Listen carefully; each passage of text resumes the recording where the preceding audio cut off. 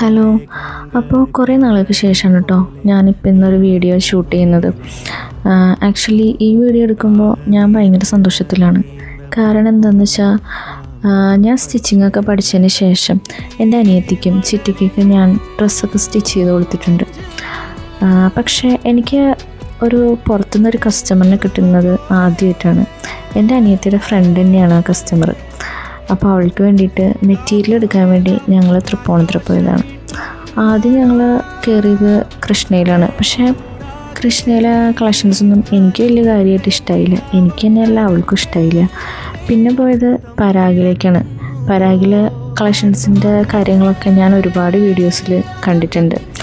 ശരിക്കും പറഞ്ഞാൽ ഇവിടെ ഒരുപാട് കളക്ഷൻസ് ഉണ്ട് കേട്ടോ. പല ടൈപ്പ് മെറ്റീരിയൽ അഫോർഡബിളാണ്. നമുക്ക് ഏത് ഫംഗ്ഷന് വേണ്ടിയിട്ടുള്ള മെറ്റീരിയലും ഇവിടെ ഉണ്ട്.